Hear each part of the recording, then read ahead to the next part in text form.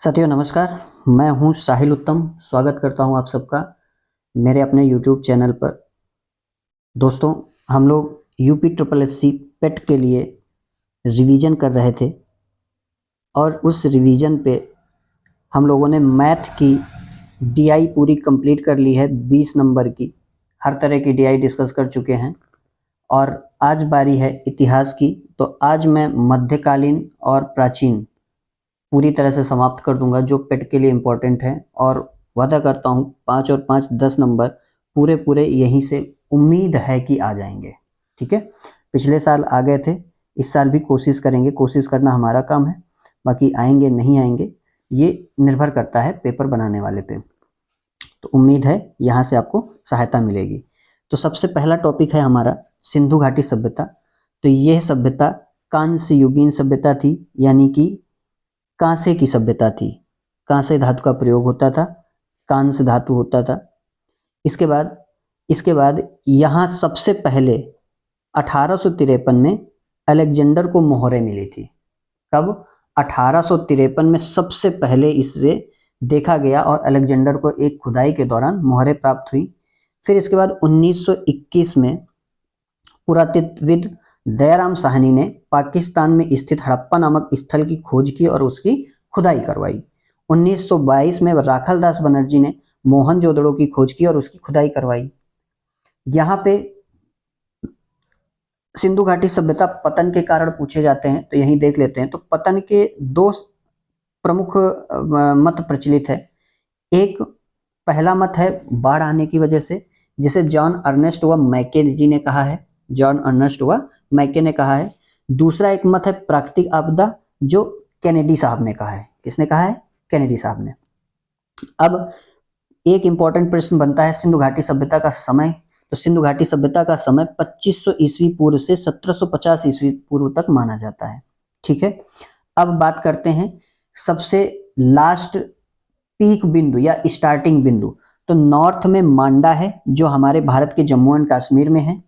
इसके बाद वेस्ट में बलूचिस्तान में स्थित सुतकांगेडोर है। वे ईस्ट में उत्तर प्रदेश में स्थित आलमगीरपुर है। और साउथ में यानी दक्षिण में दैमाबाद है, जो महाराष्ट्र में है। ठीक है, ये आपका पूरा मैप में सभी स्थितियां बताई रखी हैं। देखिए, ये दैमाबाद है, इसके बाद ये आलमगीरपुर है, ये रहा आपका आलमगीरपुर। इसके बाद ये सुतकागेडोर है और इसके बाद ये मांडा है जम्मू एंड कश्मीर का। तो ये चारों इस तरह से बने हुए हैं और ये सब लास्ट पॉइंट या स्टार्टिंग पॉइंट है यहाँ के। यहाँ से भी एक प्रश्न बनता है। ठीक है, आगे चलें। अब स्थलों की स्थिति पहला है बलूचिस्तान में क्या क्या है। तो बलूचिस्तान जो है वहां पे सुतकांगेडोर है, जो दश्क नदी के किनारे पर बसा है और ये ऑरल आइंस्टाइन ने खोज की थी, पाकिस्तान में है। इसके बाद सुतकाकोह, ये शाकोदर नदी के शादोकोर नदी के पास है। ठीक है, इसका बाद बालाकोट विदार नदी के पास है। सिंधु क्षेत्र जो है वो सिंधु क्षेत्र में मतलब सिंधु नदी के क्षेत्र में मोहनजोदड़ो, हड़प्पा जो रावी नदी पर है, चन्हुदड़ो सिंधु नदी पर, जूरी जोदड़ो, इसके बाद अली मुराद, ये इतनी जगह सिंधु क्षेत्र में है। इसके बाद राजस्थान कालीबंगन है, जो घग्गर नदी पर स्थित है। पंजाब में रोपड़ पड़ता है आपका, चक 86 पड़ता है और कोटक निहंग पड़ता है। ठीक है, रोपड़ पूछा जाता है किस नदी के तट पर है, तो सतलज नदी के तट पर है और इसकी खोज यज्ञदत्त शर्मा ने किया था। ठीक, और ये पंजाब के रोपड़ जिले पर स्थित है, अभी भी उस जिले का नाम रोपड़ ही है। इसके बाद बारी आती है हरियाणा की। तो हरियाणा में राखीगढ़ी है, बनावली एक बार पूछा गया है किस नदी के तट पर है, तो ये सरस्वती नदी के तट पर है। इसके बाद मिठातल और बालू स्थल, ये कई बार पूछा गया है कि बालू स्थल वर्तमान समय में कहाँ है, तो ये हरियाणा में है। कहाँ पे है? हरियाणा में। गुजरात में लोथल आपका बहुत बार पूछा गया है, भोगवा नदी के तट पर है और यसार राव ने इसकी खोज की थी। रंगपुर भादर नदी के तट पर, इसका भी एसआर राव ने खोज की थी। सुरकोटदा इंपॉर्टेंट है, धौलवीरा और देवी पाटन या पाटन। ठीक है, महाराष्ट्र में दैमाबाद है, उत्तर प्रदेश में आलमगीरपुर जो हिंडन नदी के किनारे है। किस नदी के? हिंडन नदी के किनारे। ठीक, अब आगे बात करते हैं स्थलों से प्राप्त अवशेष। तो देखिए स्थलों से प्राप्त अवशेष, हड़प्पा सभ्यता जो रावी नदी तट पर थी, वहां पे पाकिस्तान, वर्तमान में पाकिस्तान के मोंटगोमरी जिला पर स्थित है और इसके उत्खननकर्ता पूछा जाता है तो दयाराम शाहनी थे। और यहाँ पे क्या क्या साक्ष्य मिले हैं, अवशेष मिले हैं? गेहूं और जौ का साक्ष्य यानी खेती होती थी, सौ को दफनाया जाता था, विशाल अन्नागार यानी अन्न को भंडारण के लिए जगह थी, शंख से बना बैल, मछुआरे का चित्र। देखिए यहाँ पे लगभग सारी चीजें दर्शाई गई हैं। इसके बाद स्वास्तिक का चिन्ह यहाँ पे था, अर्थात यहाँ के लोग पूजा पाठ में विश्वास करते थे। ठीक, अब मोहनजोदड़ो में, मोहनजोदड़ो सिंधु नदी के तट पर है और इसकी खोज राखलदास बनर्जी ने की थी और ये पंजाब के सिंध प्रांत के लरकाना जिला में स्थित है। कहाँ पे? लरकाना जिला में। यहाँ से क्या क्या प्रमाण मिले हैं? शव जलाने का प्रमाण, वृहत स्नानागार यानी स्विमिंग पूल वगैरह, नर्तकी की मूर्ति कांस्य धातु की बनी हुई, कपाल खंड, मिट्टी की तराजू, घोड़े के दांत, पशुपति आदिनाथ की यानी भगवान शिव की मूर्ति मिली है। ठीक है, अब आगे बात करते हैं चनहुदड़ो की। तो चनहुदड़ो सिंधु नदी पर स्थित है। अर्नेस्ट मैके ने इसकी खोज की थी और उत्खनन कार्य करवाया था। यह सिंध प्रांत पाकिस्तान में स्थित है। यहाँ पे सीप मिला है, मोती जो सीप के अंदर पाया जाता है। मुद्रा बनाने का केंद्र यानी मुद्रा प्रणाली यहाँ से विकसित हो गई थी और यहाँ पे मिट्टी की तराजू है यानी कि वस्तु विनिमय प्रणाली चलती थी। इसके बाद वृत्ताकार ईंटें, वृत्ताकार का मतलब होता है वृत्त के आकार की, गोल ईंटें थी। कंघा मिला है यानी कि कंघा करना लोग जानने लगे थे, बाल खींचने लगे थे। लिपस्टिक मिली है यानी सौंदर्य प्रसाधन भी उपलब्ध हो गए थे। चूहे का पीछा करते हुए बिल्ली के पदचिन्ह, कहीं कहीं पे ये लिखा हुआ मिलता है, कहीं कहीं पे लिखा हुआ मिलता है कि बिल्ली का पीछा करते हुए कुत्ते के पदचिन्ह। ठीक है, दोनों चीजें मिलती हैं। इसके बाद चार पहिए वाली गाड़ी यानी कि एक स्थान से दूसरी स्थान तक जाने के लिए इन लोगों ने गाड़ी भी बनाना सीख लिया था। आगे बात करते हैं लोथल में। तो लोथल भोगवा नदी के तट पर है। यसार राव ने इसकी खोज की थी और वर्तमान समय में ये गुजरात के अहमदाबाद जिले में है। ठीक, यहाँ से बाजरा व धान के साक्ष्य यानी बाजरा और धान की खेती होती थी। डाकयार्ड, बंदरगाह वगैरह डेवलप हो गए थे। तांबे का बना कुत्ता यानी ताम्र धातु का प्रयोग शुरू हो गया था। दिक्सूचक या दिशा मापक यंत्र था यानी कि कंपास वगैरह इनके पास था लोथल में बसे हुए लोगों के पास। ठीक है, अब कालीबंगन। कालीबंगन जो है वो घग्गर नदी पर है।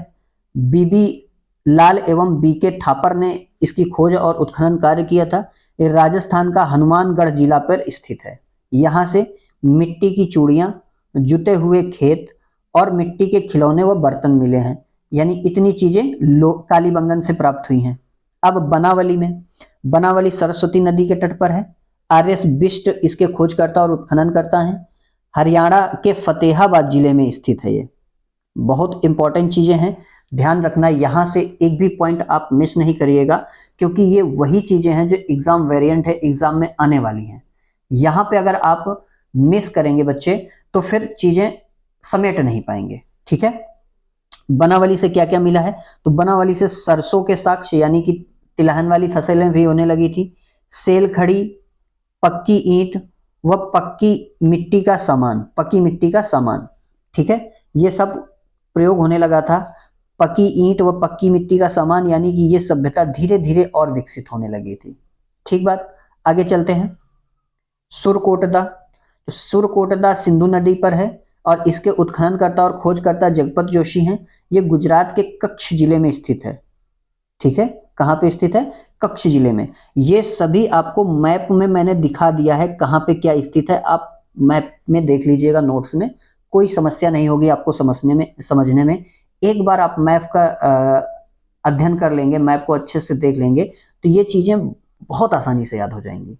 ठीक है, यहाँ पे घोड़े का अस्थि पंजर मिला था यानी पालतू पशुओं में घोड़ा शामिल हो गया था। और क्यों शामिल हो गया था? क्योंकि चार पहिए वाली गाड़ी भी चलानी थी तो उसको खींचने के लिए इन लोगों ने घोड़े से दोस्ती कर ली थी या घोड़े को पालना सीख लिया था। अब सिंधु घाटी की विशेषताओं के बारे में बात करते हैं। तो सिंधु घाटी की विशेषताएं क्या क्या हैं? तो पहली विशेषता है नगरीय सभ्यता। कौन सी विशेषता है? नगरीय सभ्यता, मतलब विशाल व सुव्यवस्थित बस्तियां थी, समकोण पर कटी हुई चौड़ी सड़कें, समकोण का मतलब होता है एकदम सीधी सीधी सड़कें थी, सड़कों के किनारे पक्की नालियां थी और पक्की ईंटों के बने मकान थे। इसके बाद धार्मिक प्रवृत्ति थी, यानी कि मूर्ति पूजन था, मातृ देवी की पक्की मूर्ति व शिवलिंग प्राप्त हुआ है, पशुपति का चित्र प्राप्त हुआ है, अभी मैंने बताया था। इसके बाद अग्नि पूजा के साक्ष्य हैं, पुनर्जन्म में विश्वास था, वृक्ष पूजा व पशु पूजा के भी साक्ष्य मिले हैं, ये धार्मिक रूप वो था। तीसरा समाज, समाज यहाँ का मात्र सत्तात्मक था। क्यों मात्र सत्तात्मक था? क्योंकि ये सभ्यता वैदिक सभ्यता से जुड़ी हुई थी, तो यहाँ पे मात्र सत्तात्मक था और यहाँ से माता के आधार पर परिवार का निर्धारण होता था। ठीक है। समाज 4 वर्गों में यथा को शासक कहा जाता था, पुरोहित, व्यापारी, व्यवसायी और श्रमिक में विभाजित था। ठीक है। अर्थव्यवस्था, देशी व विदेशी व्यापार थे, व्यापार में वस्तु विनिमय प्रणाली, मुद्रा तो अभी बाद में आई है, सबसे बाद में, पहले मुद्रा विनिमय वस्तु विनिमय प्रणाली थी, यानी वस्तु विनिमय प्रणाली का मतलब होता है एक वस्तु के बदले दूसरी वस्तु का अनुपातिक मान के हिसाब से बदलाव होना। जैसे 1 किलो गेहूं के बदले 2 किलो चावल मिल जाना। ठीक है, ये वस्तु विनिमय प्रणाली होती है। फिर व्यापार मेसोपोटामिया से, बदख्शा से, ओमान से, अफगानिस्तान से होता था। ओमान जानते होंगे आप, पड़ोसी है। ठीक है। इसके बाद कृषि में जुते हुए खेतों के प्रमाण मिले थे, गेहूं, जौ, धान, कपास, मटर, सरसों, तिल आदि फसलों के प्रमाण मिले हैं। विश्व में कपास उत्पादन का श्रेय सिंधु घाटी सभ्यता को दिया जाता है, यानी कि हम लोग जो वस्त्र पहनते हैं उसकी देन हमारी भारतीय संस्कृति के सिंधु घाटी सभ्यता के लोगों से हुई है, ये भी एक गर्व की बात है। ठीक है। कला एवं संस्कृति, तो तांबा व टिन मिलाकर कांसा बनाने की ज्ञान था इनको। ठीक, तांबा, कांसा, हाथी दांत, पत्थर, मिट्टी के आभूषण के प्रयोग थे, सेल खड़ी की सुंदर कलात्मक मोहरें थी। इसके बाद विशाल अन्नागार व स्नानागार, स्विमिंग पूल और स्टोरेज थे, स्टोर रूम्स थे, है ना। इसके बाद लेखन का ज्ञान था, लिपि चित्रात्मक व भाव प्रधान थी। चित्रात्मक और भाव प्रधान का मतलब ये है कि संकेतों से व्यक्त करते थे, और भाव प्रधान का मतलब ये है कि जैसे आप सैड हो तो दुखी वाला इमोजी बनाना, दुखी वाली चीजें बनाना, तो ये सब चीजें उनको आती थी। ठीक है, आगे चले। तो इतना आपका सिंधु घाटी सभ्यता था। अब वैदिक संस्कृति या वैदिक सभ्यता या वैदिक काल के बारे में बात करेंगे। तो वैदिक संस्कृति को 2 भागों में बांटा गया, एक प्रारंभिक वैदिक काल जिसे ऋग्वैदिक काल भी कहते हैं, दूसरा उत्तर वैदिक काल।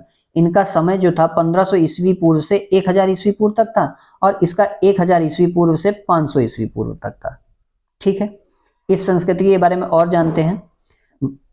वैदिक संस्कृति के निर्माता आर्य हैं, अतः इसे आर्यों का काल भी कहते हैं। ये भी एक इंपॉर्टेंट पॉइंट है, इसे आर्यों का काल कहा जाता है। तो आर्यों का काल किसे कहा जाता है? वैदिक सभ्यता को, वैदिक संस्कृति को, वैदिक काल को कहा जाता है। ठीक है। आर्यों के मूल स्थान के बारे में मतभेद है, अतः आर्यों का मूल स्थान भारत, मध्य एशिया और यूरोप माना जाता है। ठीक है, कहीं कहीं पे लिखा होता है कि आर्य जो थे वो मध्य एशिया से आए थे, कहीं कहीं पे लिखा होता है आर्य यूरोप से भारत आए थे। तो ये सब मतभेद हैं। ठीक है। अब ये देखो, स्टेटमेंट है कि आर्य तिब्बत से आए थे, ये स्वामी दयानंद सरस्वती जी ने कहा है। एक महान दार्शनिक, विचारक और अनुभवी व्यक्तित्व थे, जिनके अंदर ज्ञान की अपार क्षमता थी, अपार ज्ञान भरा हुआ था। ठीक है। आर्य उत्तरी ध्रुव से आए थे, ये बाल गंगाधर तिलक जी ने कहा है। आर्य मध्य एशिया से आए हैं, ये मैक्स मूलर ने कहा है, और सबसे ज्यादा इन्हीं का मत माना गया है, मैक्स मूलर जी का। ठीक है। ऋग्वैदिक काल में आर्यों का निवास स्थान सप्त सैंधव प्रांत यानी पंजाब राज्य था। वैदिक काल में भारत में सर्वप्रथम लौह धातु का प्रयोग किया गया था, यानी कि इससे पहले तांबा, कांसा, टिन, 3 धातुओं का प्रयोग होता था। तांबा और टिन मिलाकर कांसा बनाते थे। ठीक है। और सबसे पहले लौह का यानी लोहे का प्रयोग सबसे पहले किसने किया है? तो वैदिक काल ने या आर्यों ने किया है। ठीक है, आगे चलें। अब देखिए, वैदिक कालीन नदियां और उनके आधुनिक नाम। तो पहले परुष्णी नदी थी जिसे आज के समय में रावी नदी कहते हैं, दूसरी वितस्ता नदी थी जिसे आज झेलम नदी कहते हैं।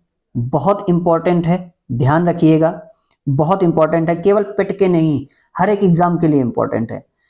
इसके बाद आगे है कुंभ नदी जिसे काबुल नदी के नाम से जानते हैं, बिपाशा नदी जो आज ब्यास नदी के नाम से जानी जाती है, गोमल नदी को गोमती नदी कहा जाता है, और अस्किणी नदी को चेनाब नदी कहते हैं। ठीक है, ध्यान रखना, ये तो 2-3 बार एग्जाम में पूछी भी गई है। अब आगे चलते हैं, आगे है वैदिक काल की जानकारी के स्रोत या वैदिक साहित्य। तो सबसे पहले आते हैं वेद, और वेद हमारे कितने हैं? वेद हमारे 4 हैं, ऋग्वेद, सामवेद, यजुर्वेद, अथर्ववेद। ऋग्वेद में सबसे प्राचीन वेद है और इसमें यज्ञ और पूजाओं की बात की गई है। 10 मंडलों में विभाजित है जिसमें टोटल 1028 सूत्र हैं और 10,562 रचनाएं हैं। इनके पाठक होत्र हैं। कौन है? होत्र हैं। सामवेद की बात करें तो इस संगीत का वर्णन किया गया है और पाठक इनके उद्गाता जी हैं। ठीक। यजुर्वेद युद्ध नीतियों से संबंधित है। ये ऐसा वेद है यजुर्वेद जो गद्य और पद्य दोनों में लिखा गया है। ये प्रश्न बहुत बार पूछा गया है। ठीक है। पाठक इनके अर्ध्वयु है। कौन है? अर्ध्वयु। ठीक है।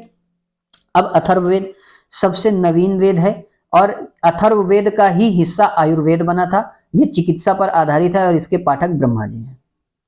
इतनी बात क्लियर हुई। अब आते हैं आगे। अब देखिए, कहते हैं गायत्री मंत्र ऋग्वेद के 3 मंडल में सूर्य देव हेतु समर्पित किया गया है। गायत्री मंत्र के बारे में समझ लीजिए बेटा, ये एक ऐसा मंत्र है जो सभी देवी देवताओं के लिए समर्पित किया जा सकता है या उनके पूजा में लगाया जा सकता है बिना किसी समस्या के, और सभी देवी देवता इसे स्वीकार करते हैं। इसके साथ साथ गायत्री मंत्र का शुरुआत करने वाला ओम शब्द है।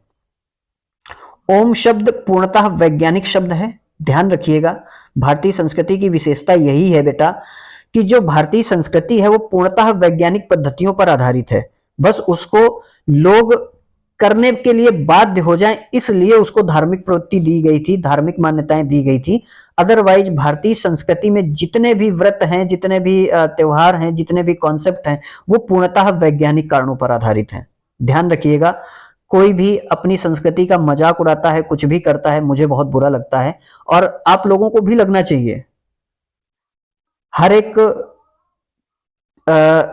त्योहार के पीछे, हर एक वोकेशन के पीछे, हर एक क्या कहते हैं मंत्र के पीछे एक वैज्ञानिक रीजन छुपा हुआ है। और कहते हैं भगवत गीता जो लिखा हुआ है उसको अच्छे से समझने वाला व्यक्ति हो, जीवन का सार उसे पता हो जाएगा। ठीक है। तो मैं चर्चा कर रहा था ओम के बारे में। तो कहते हैं ओम ऐसा शब्द है, अपने आप में ऐसा शब्द है कि इसे सही तरीके से अगर उच्चारण करना आ गया आपको, तो आपके शरीर की एक एक कोशिका ऊर्जान्वित हो जाएगी और आपके शरीर को आराम मिलना शुरू हो जाएगा। इसीलिए कहते हैं ओम नाम का जाप करने से शरीर को बहुत लाभ होता है, बहुत आराम मिलता है। उसका कारण यही है कि ओम का जब उच्चारण किया जाता है तो भ्रमर गति से उच्चारण किया जाता है। भ्रमर का मतलब होता है जैसे भंवरा भनभनाता है ना, उस तरह से इसको उच्चारित किया जाता है जिससे एक एक कोशिका आपकी सक्रिय होती है, ऊर्जा मुक्त करती है, और जब ऊर्जा मुक्त करती है तो कोशिका रिलैक्स हो जाती है और इसीलिए हमारे शरीर को आराम मिलता है, अच्छा फील होता है। ठीक है।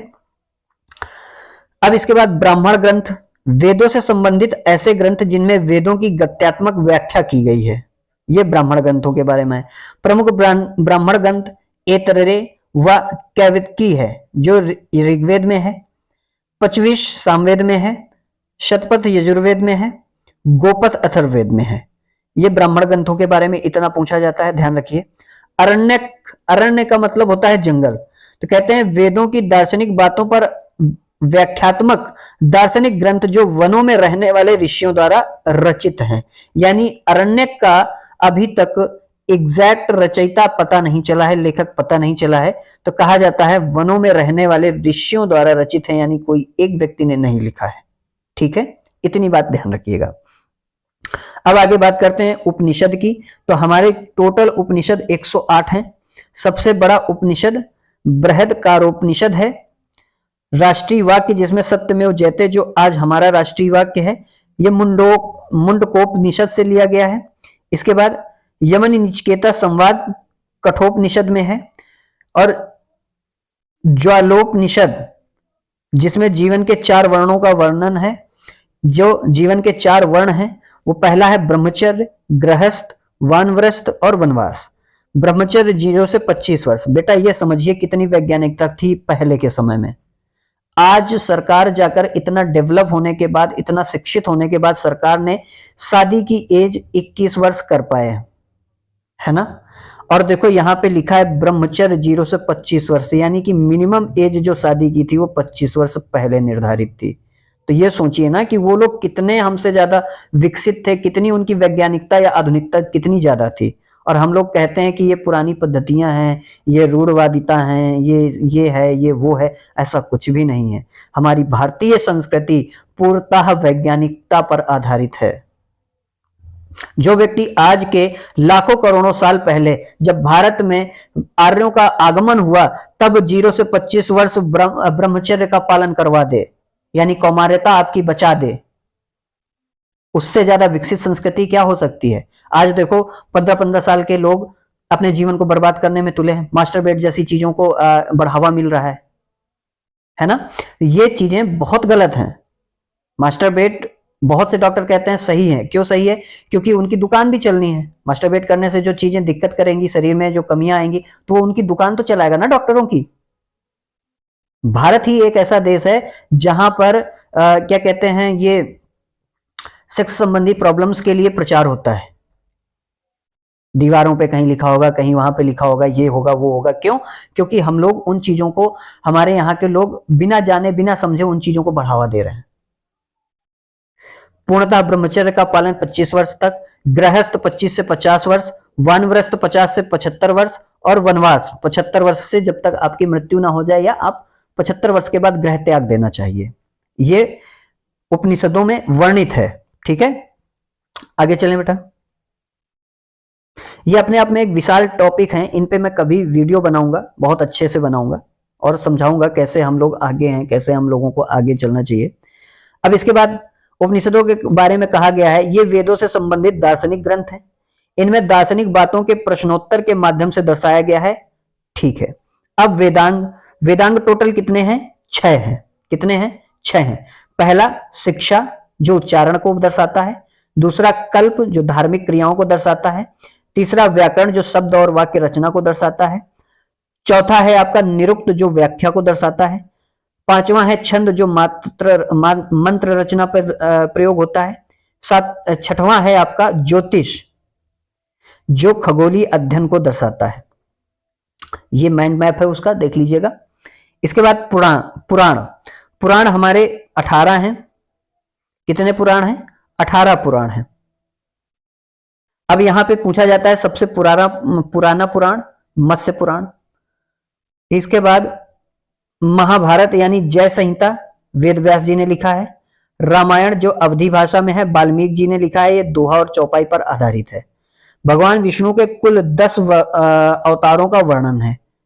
ये आपके 18 पुराण हैं जिनमें श्लोकों की संख्या लिखी हुई है। इसको एक बार देख लेना, वैसे ये पूछा नहीं जाता है बट देख लेना एक बार, शायद पूछ ले। ठीक है, आगे चलें।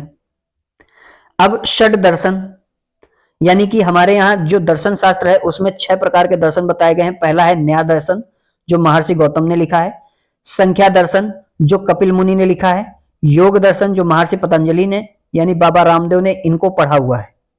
ठीक है, इसके बाद वैशेषिक दर्शन जो महर्षि कणाद ने लिखा है।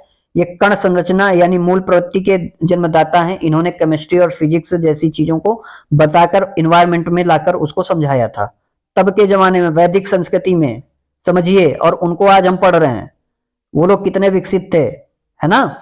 इसके बाद पूर्व मीमांसा महर्षि जैमिनी ने, उत्तर मीमांसा महर्षि बृहदारण्यक ने लिखा हुआ था। ये ध्यान रखिएगा, षड दर्शन से एक आध प्रश्न कभी कभी बन जाता है। अब वैदिक संस्कृति की विशेषताएं, तो देखो इससे पहले जो सिंधु घाटी सभ्यता थी वो नगरीय सभ्यता थी। कैसी थी? नगरीय सभ्यता थी। लेकिन जो वैदिक संस्कृति है वो ग्रामीण संस्कृति थी।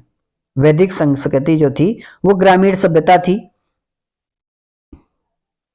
कबीलाई संस्कृति जो स्थायी रूप से गांव में बसे हुए थे, यानी कि घूमने फिरने वाले लोग स्थायी रूप से जब गांव में बसने लगे तो वही सभ्यता बन गई।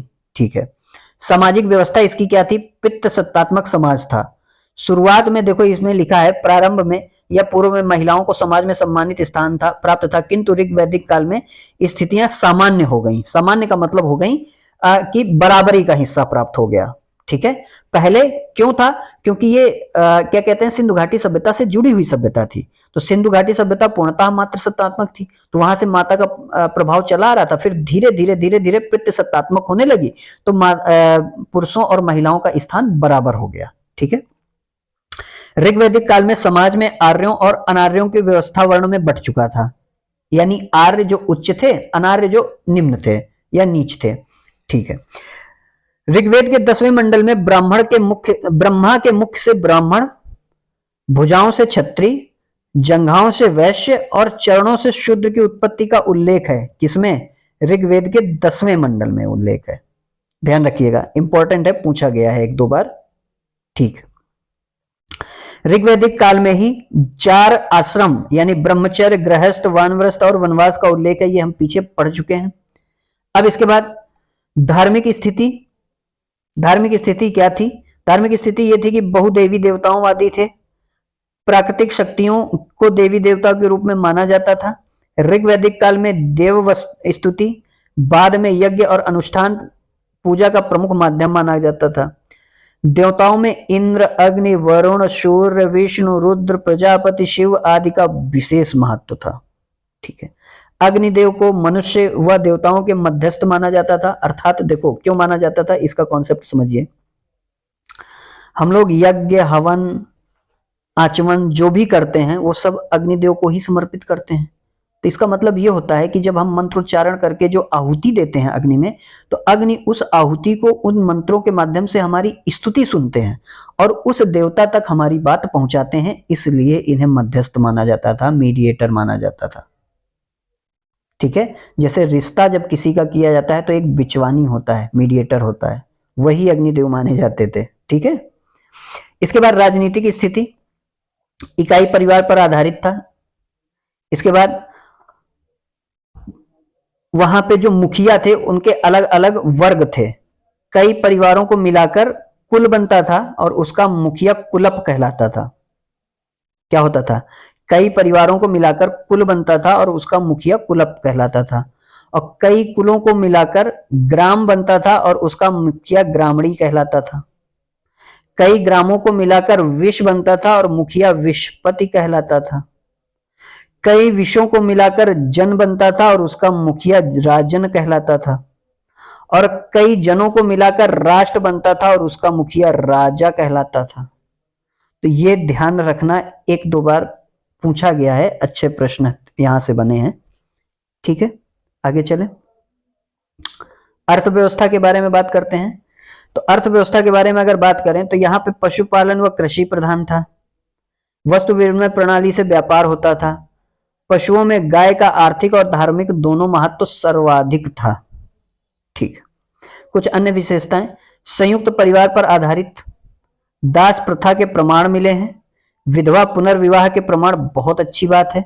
दहेज प्रथा व पर्दा प्रथा यहाँ पे नहीं थी। सबसे पहले कहते हैं पर्दा प्रथा की जो थी वो किसने किया था? तो सबसे पहले पर्दा प्रथा बेटा सीता माता ने किया था। किसने किया था? सीता माता ने किया था। किससे किया था? रावण से किया था। कभी रावण को उन्होंने प्रत्यक्ष नहीं देखा, हमेशा उनको पर्दा ही किया है। क्यों? क्योंकि 2 बातें थी।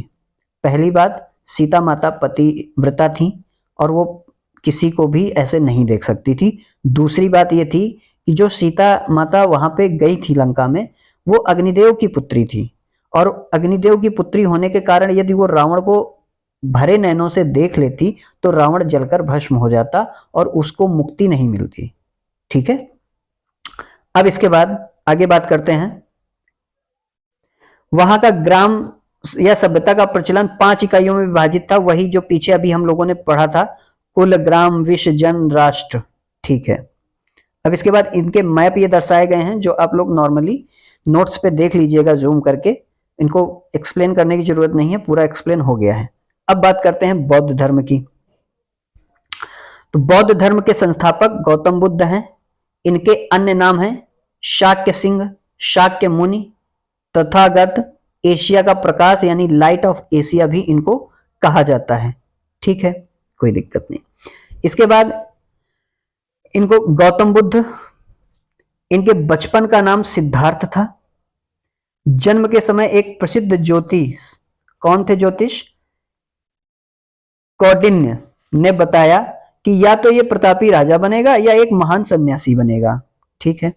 इनकी माता का नाम महामाया, जो कोली गणराज्य वंश की थी, और पिता शुद्धोधन, जो शाक्य वंश के थे। ठीक। इनकी पत्नी का नाम यशोधरा थी।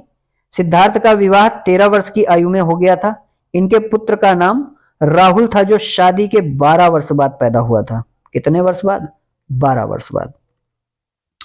जन्म स्थान इनके लुम्बिनी के शाल वृक्ष के नीचे 563 ईस्वी पूर्व हुआ था। जन्म के 7वें दिन इनकी माता यानी कि महामाया की मृत्यु हो गई थी।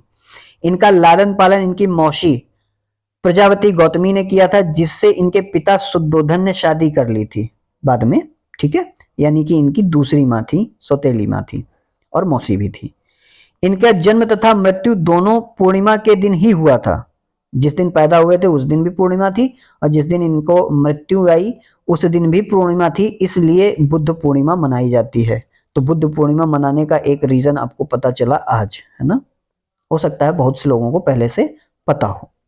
ठीक है, आगे चले। आगे है, पुत्र के जन्म के 1 वर्ष बाद ही ग्रह त्याग दिया, यानी 29 वर्ष की आयु में इन्होंने ग्रह त्याग दिया था।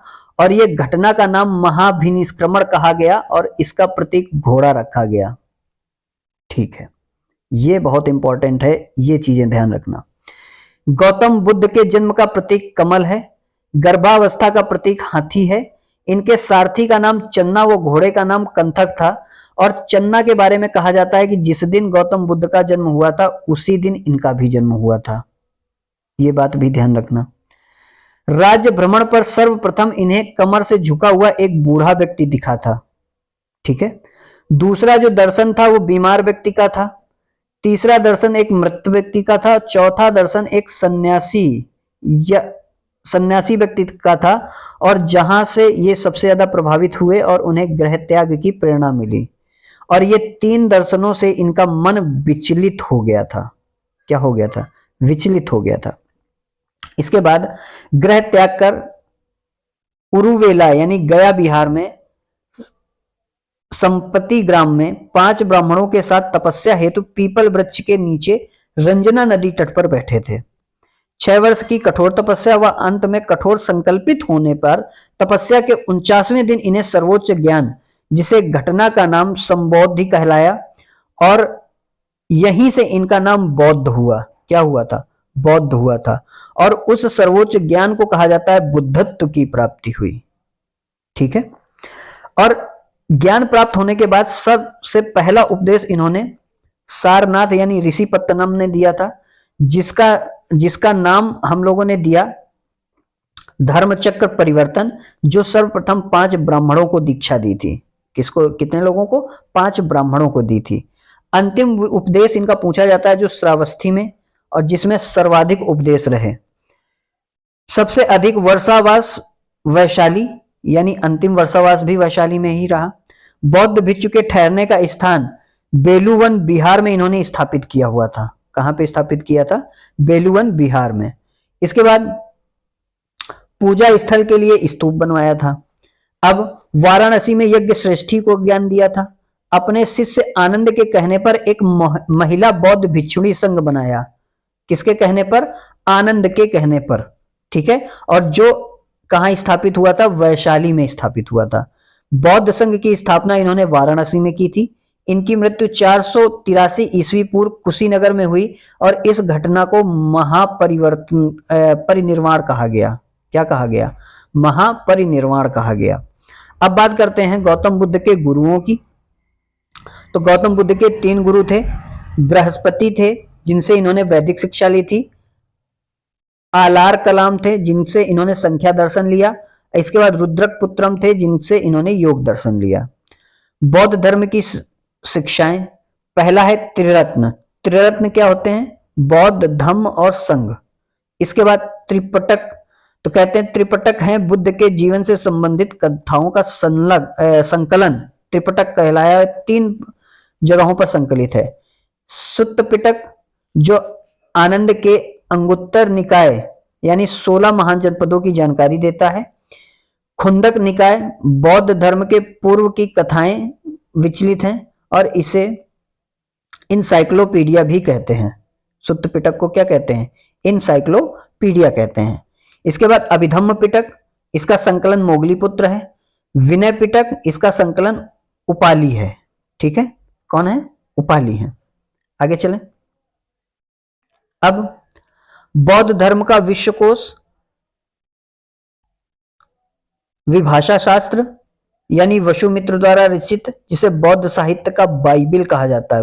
वेरी इंपॉर्टेंट प्रश्न है, बौद्ध साहित्य का बाइबिल किसे कहा जाता है? तो विभाषा शास्त्र को कहा जाता है। ठीक है।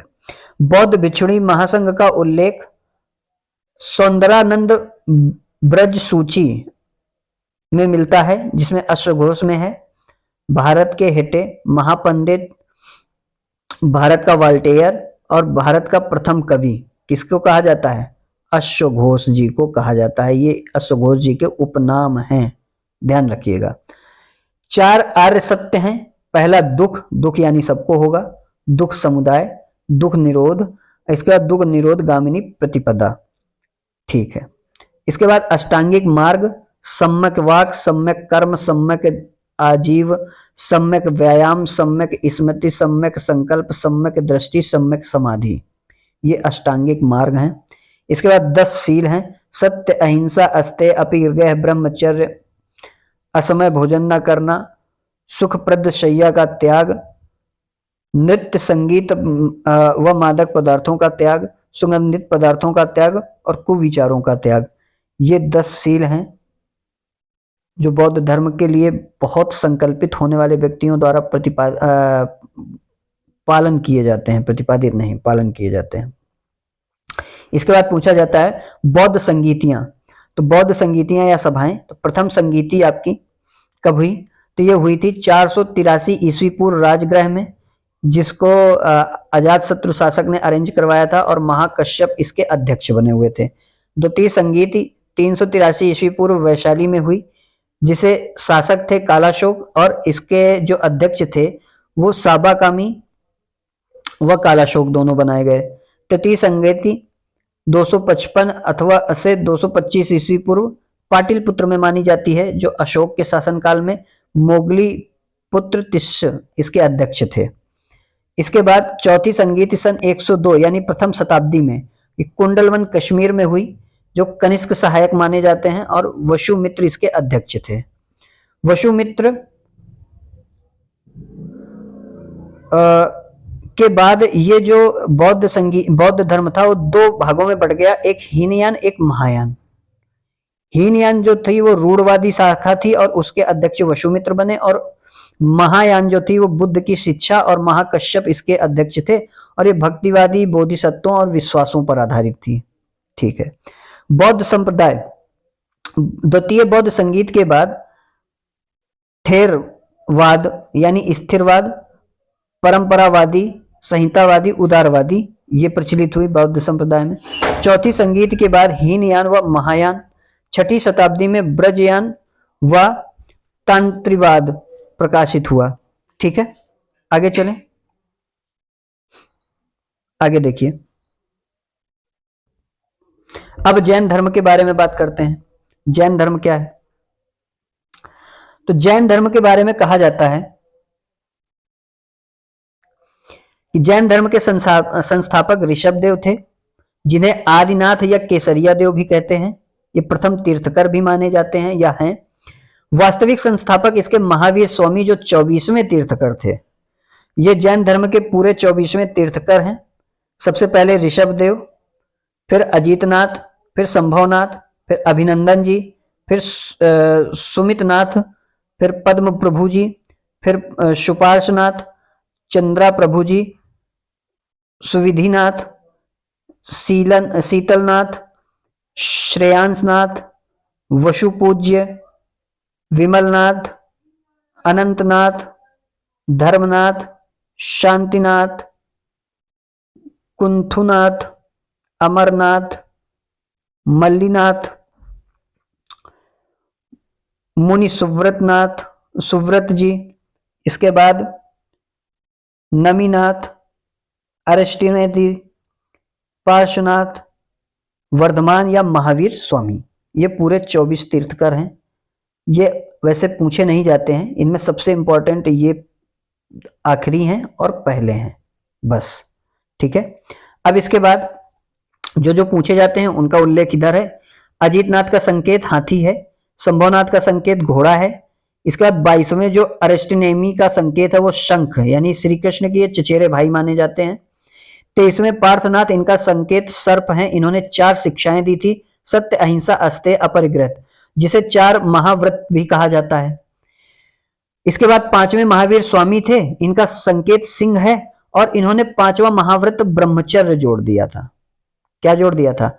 ब्रह्मचर्य जोड़ दिया था। और महावीर स्वामी ने इन 5 महाव्रतों का पालन करने की कठोर संकल्पना ली थी। इसके बाद अगला जो आता है वो महावीर स्वामी यानी वर्धमान के बारे में जीवन है, उनका जीवन परिचय है। महावीर स्वामी के पिता का नाम था सिद्धार्थ, जो त्राशक कुल के थे, यानी कि इक्ष्वाकु वंश के थे। माता इनकी त्रिशला थी, लिच्छवी नरेश चेतक की बहन। भाई इनके नंदीवर्धन थे, जो अनुमति से संन्यास लिए। जन्म इनका 599 ईस्वी पूर्व माना जाता है कल्पसूत्र से, वैसे कहीं कहीं पे 540 ईस्वी पूर्व भी लिखा होता है। इसके बाद मृत्यु इनकी 527 ईस्वी पूर्व या 568 ईस्वी पूर्व मानी जाती है। कहीं पे 599 में जन्म हुआ और 527 में मृत्यु हुई, और फिर अगर 540 वाला माना जाता है तो 468 में मृत्यु हुई। ठीक, अब आते हैं आगे। इनका जन्म स्थान वैशाली कुंडग्राम में हुआ था। पत्नी का नाम यशोदा था, पुत्री अनांजा थी, दामाद का नाम जामिल, प्रथम शिष्य भी थे इनके। 12 वर्ष की तपस्या ऋजुपालिका नदी के तट पर की थी। प्रथम 12 माह अशोक वृक्ष के नीचे, स्वर्ण बालूका जिसे बोला जाता है। साल वृक्ष के नीचे 42 वर्ष की आयु में ज्ञान की प्राप्ति हुई, जिसे कैवल्य कहा गया। क्या कहा गया? कैवल्य कहा गया। ज्ञान प्राप्ति के बाद इन्हें निर्ग्रंथ जिन्न कैविल कहा गया। निर्ग्रंथ का मतलब है बंधनों से मुक्त। पार्श्वनाथ भी कहा गया, पार्श्वनाथ को भी यही कहा गया था, निर्ग्रंथ। इसके बाद जिन्न यानी इंद्रियों पर विजय प्राप्त करने वाला। केवलिन आत्मा व शरीर का अंतर बता पाने वाला व्यक्ति। ठीक है। जैन भिक्षुणी संघ की स्थापना की थी। चंदना की अध्यक्षता में इंद्रभूति के समय में की थी। जैन धर्म का सर्वाधिक प्रचार प्रसार चंद्रगुप्त मौर्य ने किया था।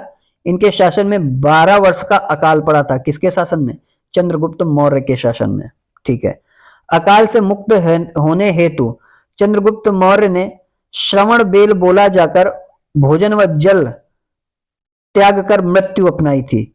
समझिए, ऐसा राजा था जो संकल्पित हो गया था कि अगर मेरी मृत्यु से यहाँ पे वर्षा हो जाए तो मैं अपना भोजन अन्न जल सब त्याग दूंगा, और उसने त्याग कर अपनी मृत्यु अपना ली थी। भद्रबाहु से जैन धर्म की शिक्षा ली थी इन्होंने, और चंद्रगिरी पहाड़ियों पर स्थित मंदिर है जो श्रवण बेल बोला, वहां पर जाकर इन्होंने मृत्यु स्वीकार कर ली थी। अकाल के समय में जो लोग दक्षिण भारत की ओर गमन कर गए उन्हें दिगंबर कहा गया। वो नग्न अवस्था में थे। क्या कहा गया? दिगंबर कहा गया, और वो नग्न अवस्था में थे। तथा जो लोग उत्तर भारत में रुके रहे उन्हें श्वेतांबर में कहा गया, क्योंकि वो श्वेत वस्त्र धारण करने वाले थे। ठीक है। और दिगंबरों के अध्यक्ष भद्रबाहु थे और श्वेतांबरों के अध्यक्ष स्थूलबाहु थे। दिगंबर का मतलब होता है दिशाएं ही जिसके वस्त्र हों, बस इतना ध्यान रखिए। इसके बाद सुहस्तिनी ने श्वेतांबर शाखा का प्रचार दक्षिण भारत में बहुत किया था। ये कई बार पूछा गया है, ध्यान रखिएगा। आगे चलते हैं। जैन धर्म की शिक्षाएं, तो कहते हैं ईश्वर के अस्तित्व में विश्वास, वेदों की सर्वोच्चता में विश्वास, कर्मवाद, पुनर्जन्म, आत्मा की अमरता में विश्वास, त्रिरत्न है इनके सम्यक दर्शन, सम्यक ज्ञान, सम्यक आचरण या सम्यक चरित्र, पंच महाव्रत सत्य, अहिंसा, अस्तेय, अपरिग्रह, ब्रह्मचर्य। सत्य आप जानते हो, सत्य बोलना, अहिंसा का मतलब किसी की हत्या ना करना, किसी को परेशान ना करना, अस्तेय का मतलब है बिना अनुमति से किसी की वस्तु ना छूना, ना लेना, अपरिग्रह आर्थिक संग्रह ना करना, और ब्रह्मचर्य। ठीक है, आगे है महावीर स्वामी का प्रथम उपदेश राजगृह में हुआ था, जो प्राकृतिक भाषा में थे। किस भाषा में? प्राकृत भाषा में था। महावीर स्वामी तथा गौतम बुद्ध की मुलाकात मगध के बिंबसार शासनकाल में हुई थी। ये बहुत बार इंपॉर्टेंट प्रश्न है कि महावीर स्वामी तथा गौतम बुद्ध की मुलाकात कहाँ हुई, तो मगध शासन में बिंबसार के शासन में हुई थी। ठीक, आगे चलें। आगे है जैन धर्म को चंद्रगुप्त मौर्य, उदयन, खारवेल, अमोघ वर्ष ने अपनाकर प्रचार प्रसार किया। इसके बाद जैन धर्म की संगीतियां, प्रथम संगीति 300 ईस्वी पूर्व हुई थी पाटिलपुत्र स्थूलबाहु के समय में। द्वितीय संगीति 512 ईस्वी पूर्व बल्लभी गुजरात में हुई थी, जो देवर्धि क्षमा श्रावण में हुई थी। ठीक है, इतना आपको जैन धर्म के बारे में ध्यान रखना है। आज के लिए इतना ही। आगे जो है वो आपका जो बच रहा है वो आगे करवा देंगे। प्राचीन भारत के प्रमुख राजवंश है, इसके बाद जो भी चीजें हैं वो अगले वीडियो में। तो आज के लिए इतना ही, मिलते हैं अगले वीडियो में कुछ और नई जानकारी के साथ। तब तक के लिए नमस्कार, जय हिंद, जय भारत, धन्यवाद।